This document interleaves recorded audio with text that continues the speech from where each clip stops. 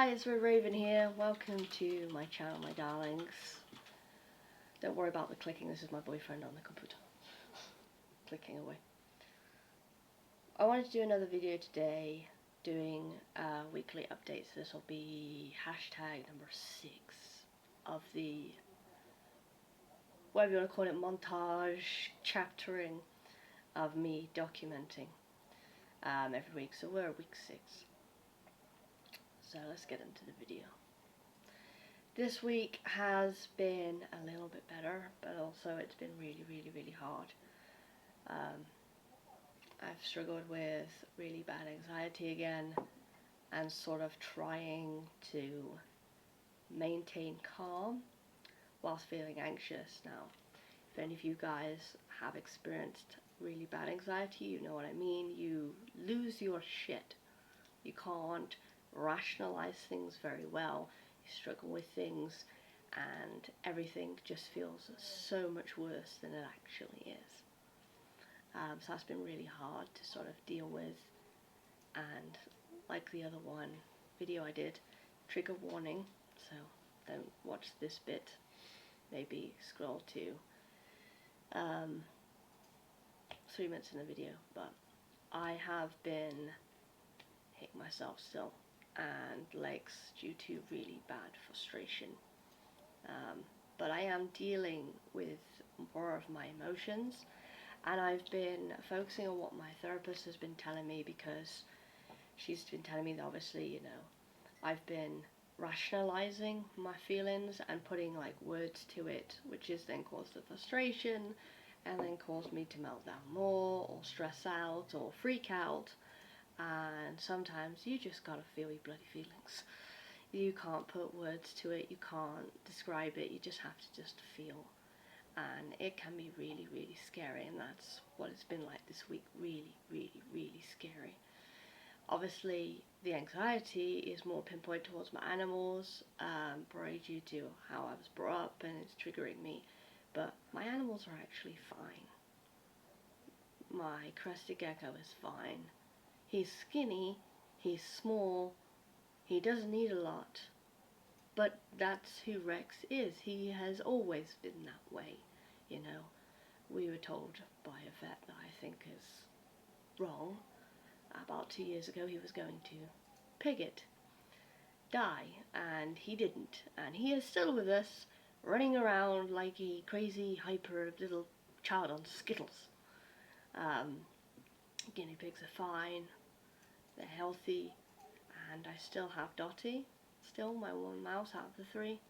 So all the animals are fine, but the anxiety is so bad that I catastrophize everything, and I can't pull myself down from that anxiety. So this is why I was on diazepam for a week. I'm not on diazepam anymore. Starting last night was my first day not having them, and the citalopram, which is a pain in the ass because I keep feeling really sick. Yes, I've had people at work and stuff, you know, saying, "Are you pregnant?" And I was like, "No, I'm not pregnant. I'm not pregnant. My boyfriend had to, you know, so he can't have babies. I don't want any more babies, so that's fine. That works fine for both of us." I also have had a letter come through because the people in my hometown, or whoever did the letter, put my address entirely wrong, because I've got to go to a tribunal next week, and that's more stress. But it's for a positive reason. I think I've mentioned I'm trying to get through this PIP thing. I kept being denied multiple times, even though I legitimately have my issues, I have my problems, I have my autism, my ADHD, I melt down, I can't deal with loads of sound, I have general daily struggles, you know. I've never lied about how much I've struggled. I've tried to always be honest.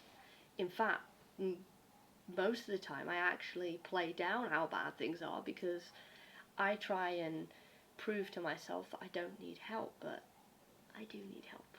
I do, you know. I am disabled, I do have disabilities, and I do need help and support. Boyfriend helps a lot with a lot of my day-to-day routines and helps me to help with my emotions and regulate me and support me through being more independent.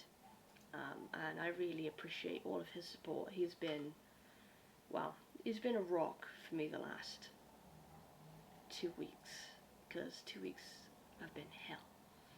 So he's been really there for me, and I really appreciate everything he's doing, everything he has done. He's amazing. More than he will allow me to give him credit for.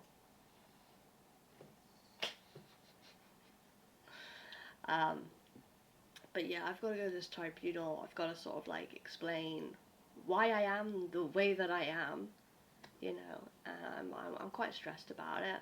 I'm worried about it, you know, if I'm going to fail, if I'm not going to do the right thing, if I'm not going to say the right thing, all those things. And then obviously that week as well, I'm meeting with the course tutor as well, so I've got all these sort of things going through my head. And then tomorrow I'm also got to do my weekly psychological session with my therapist, so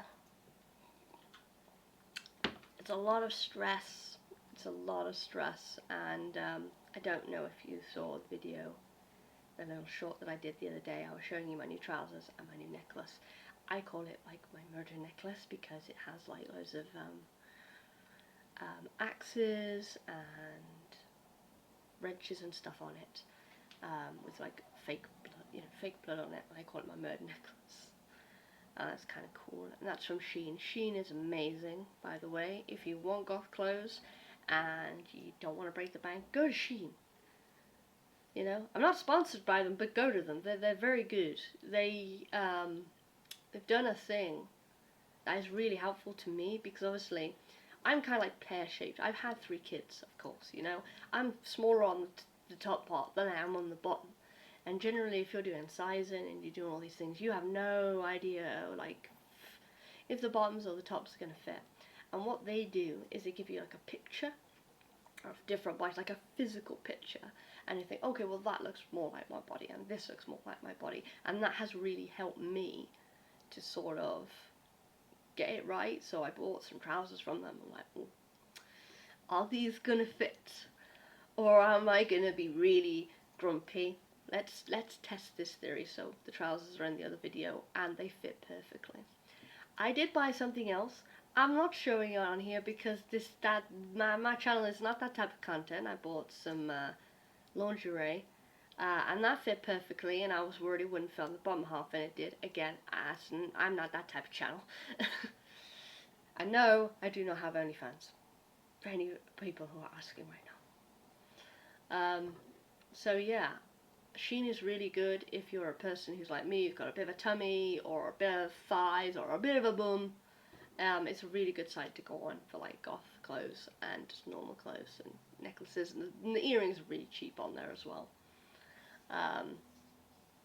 But yeah, my week has been draining. It's been hard, it's been grueling, but I have a lot to be thankful for.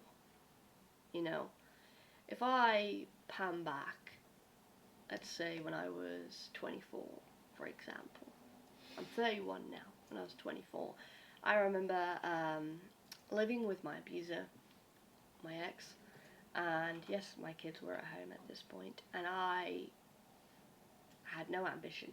I had no desire to do anything. I was just scared every day, and I actually written a book. And I found that a year ago, I think, or 2 years ago. I found a book where I'd written all the aspirations that I wanted to do. Now, when I say this is my personal preference of my feelings. I am not judging anyone else for just being a mum or just being a wife or whatever. This is not me judging people. This is just basically on my opinion and my thoughts for my own life. So I'm not judging anyone when I say this. Thought I'd just disclaim that now. I written is what I want to be when I grow up, and I said to be a wife. And I remember actually ripping that up and being like, really? Did I only think that I could just be a wife and I had nothing else? that I could bring to the world, that I could bring to my life, you know. And I think back all the time to that time frame where I felt like all I could do was be a wife, and that was it. Meaning all I could do was marry someone. And now I think I'm applying for makeup. I help people online with mental health. I dress how I want. I cut my hair. I have tattoos. And even though my kids are in care, I see them once a month and I have an amazing relationship with them, and they're doing so well. They are healing with some people and I am healing separately. Now, I'll very briefly explain. The reason they don't live with me is because I had trauma from my ex-partner, their dad, trauma from my mum and my family, and I was really struggling, and I couldn't look after them, and I didn't get any support. I didn't get really any help from the system that much. They obviously taught me how to clean, how to tidy, and that was great, but that was putting a band-aid over a situation that was much worse. They removed him, and they left me with three beautiful children on my own, and I couldn't cope. And I don't tell it very often because, unfortunately, if anyone is watching this who is a single parent, who has had kids in care, there is a stigma around us. People think that we are druggies, or we are alcoholics, or we're abusers, and my situation was none of those things. I just simply could not cope. And it's taken me 3 years, I think, since they were put in care, and I still see them, to actually acknowledge and fully understand that actually that was what was best for them. That's what's best for them. I can still be a voice for them. I still do the best that I can to give my opinion and get their help on, through meetings and stuff. But I can't give them what they need. I am fairly stable, but I'm not stable enough for them to be home. And if they came home, I'd be setting them up to fail. And I don't want to make the same mistake my mom made. My mom was an abuser. My mom only cared about herself. She only cared about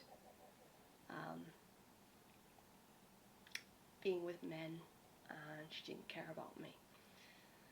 Yes, I'm going on spule, so yes, this is part of my Raven's life story right now, but here we go. I feel comfortable to tell you these things right now, so I'm going to continue for a minute and give me a comment. Let me know what you think. But yeah, my mom was not there. She would punish me for things that literally did not make sense. I've actually spoken about this with my therapist, and even she's like, yeah, your mom was very controlling, and she even said, like, your mom had narcissistic tendencies. I remember thinking in my head when she said that, I was like, yeah, I think that too. I thought that before I even came to psychological therapy, that there's something not quite right. But yeah, she was not emotionally there for me. She always would, highlight where I went wrong, and no matter what I did, it was always wrong. I was always told to shut up, always sit down, and everything. And it's more than just behavior or being told off because you knock something over. I don't know how to fully explain it. She just wasn't right, and she made me feel guilty and bad for simply existing as her daughter. And I had all this shit go on for like 27 years of my life. I'm 31 now, so trying to unpack that has been really hard. But going back to the whole kids thing, is I have a good relationship with them, and what I'm trying to say, putting this together in a bow for now, maybe I will discuss the things more with my abusive upbringing, if it would help someone, if it would help any of you. and the kids part a bit, but I have been through a lot in my life, but I'm still here. And that is something for me to be proud of. I may struggle, I may freak out, I may break down, but I'm still here. And I'm still trying. And that counts for something. And if you have been through hell, and you've been through shit, but you're still here, then I'm fucking proud of you. Because it's fucking hard. Life sucks. Life sucks ass. It does sometimes. It sometimes chews you up and spits you out the other end, and you just gotta get on with it. And it's harsh to say this, but the world keeps spinning. Even if you are struggling, the world just keeps going around. So you've got to find something that you're passionate about. You've got to find something that's worth fighting for. And you just got to keep pushing forward. And even in your darkest times, you've got to remind yourself, what am I pushing myself forward for? What is my goal? Give yourself goals. Give yourself small goals. Even if it's, I'm going to go for a walk at the end of the week, or I'm going to watch my favorite program, or give yourself little goals. And it doesn't need to make sense to anybody else. It doesn't.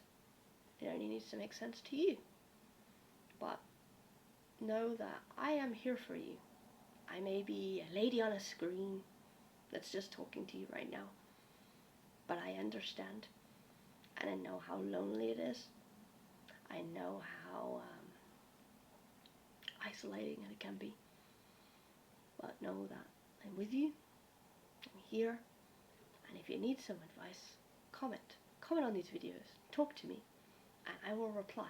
I generally reply to all of my videos, other than obviously hate trolls, where I literally just report them or I delete them because I just, I can't be bothered to deal with people's bullshit. I want this to be a positive channel, a channel that shows that it's okay to be different, it's okay to be unusual, it's okay to be crazy and autistic and neurodivergent and all these things, and it's okay to be silly, and mess about and not be so serious, and to also show that mental health is really bad.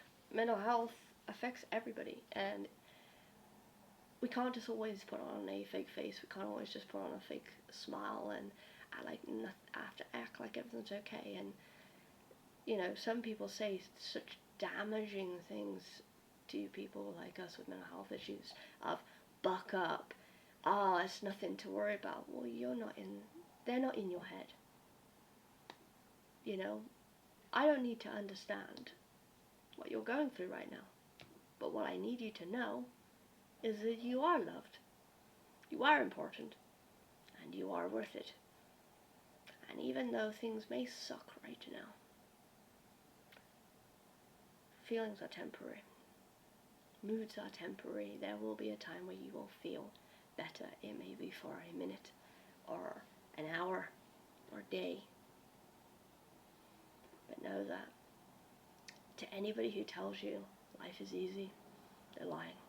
Life is full of challenges and trials and tribulations that we have to face on the daily. And for us, people like us, we face more trials and tribulations based on what we've been through or what we're going through.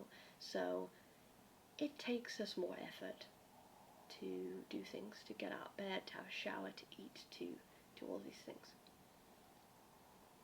But if no one has told you this today, I'm proud of you. I'm proud of you. You are doing the best that you can. And that's all you can do.